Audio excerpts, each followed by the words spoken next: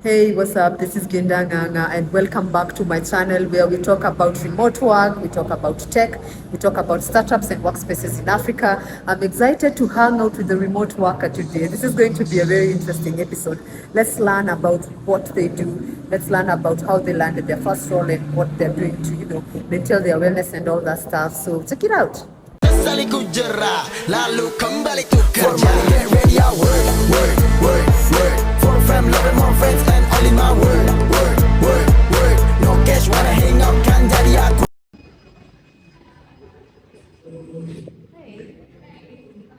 Oh yes, we came to Mommy I brought Nicole so that she can try and find glasses, also try to, see what I'd look like if I had glasses. So she's shopping for glasses before we go back and continue working. So it's a break. By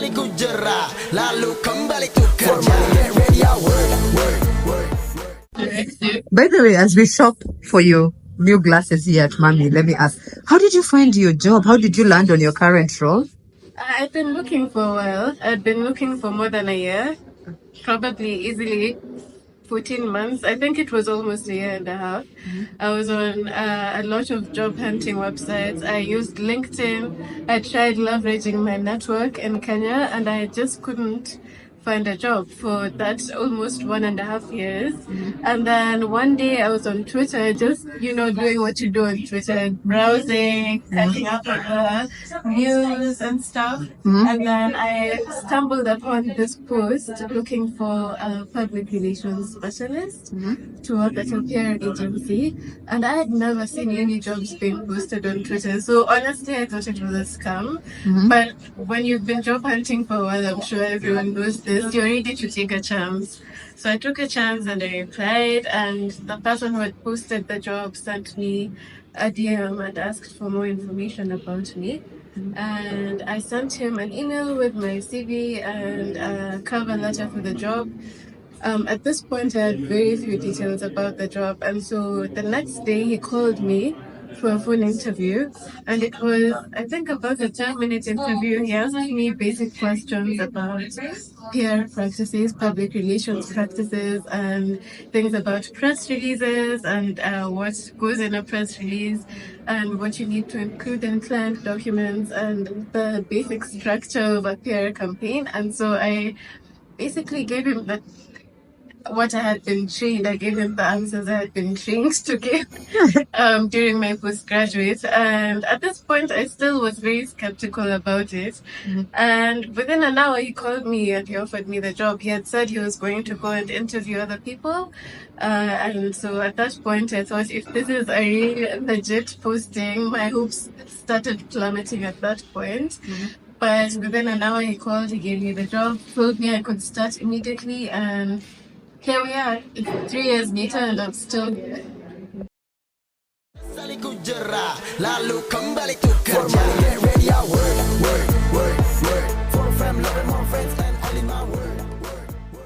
How do you usually relax, by the way, as a remote worker? What's your your overall wellness program or procedure? Do you have a routine?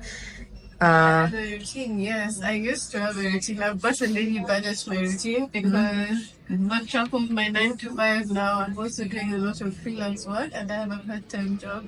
So, and then I have pets to take care of. So, Oh, pets, dogs or cats? yeah, it's always go, go, go. I have 4 birds and 2 dogs. So it's always go, go, go. My schedule is really packed, but at least with dogs, they force you to go outdoors. Yeah. So I know I have to take them on walks once in like twice a day. Yeah. The female dog is very playful, so she forces me to take a break and just, and plug and pay attention to her for a while.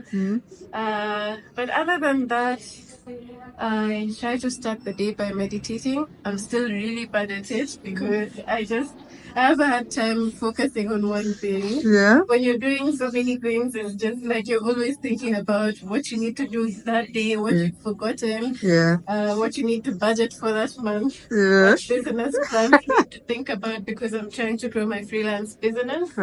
but I try to start by meditating. So far, I've managed like 10 minutes a day in the morning. That's how I start my day. And then at the end of the day, I have a relaxed, like winding down routine. I read a book. I have a relaxing bath. I'm a sucker for these body butters. So I have body butters which I apply and they make me feel good and relaxed. And I know the day is over and I can now let my hair down. Okay.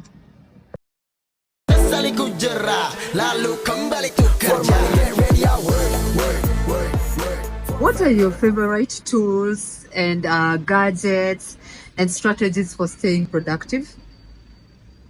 My favorite tools and gadgets and strategies. I use the Pomodoro technique. Have you heard of it? The No. one where you work for 25 minutes and then you take a 5-minute break. Uh-huh. And then you do that 4 times Uh-huh. consistently, and then you take a 30-minute break. Uh-huh. So that helps. But I also keep off social media during my working hours because I found when you start scrolling, you get distracted, and that eats into your working time, and then you have to work longer than you would originally have worked to make up for that lost time. And I'm the kind of person who always feels like I have to make up for lost time. So when I'm working, I am just working. When I'm on social media, I know I'm on a break.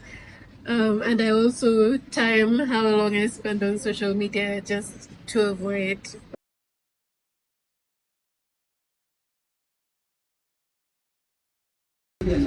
Where would you choose to work? Anywhere in the world. If you could work remotely anywhere, where would you work? That's a good question. I would choose like a coastal location, somewhere near the ocean with a beach. I don't know if I have somewhere specific in mind. I think I would leave Kenya for a while, honestly, just because of how the economy is going. Do you think it would be cheaper to live elsewhere elsewhere outside Africa than in Kenya? I think so. Yeah? I think the places places where I've had remote workers are doing really well. Aye, Bali. Bali, Maldives. But I think it also really depends on the kind of job you have. I would be happy on a beach anywhere, really. Yeah. Diani would be nice.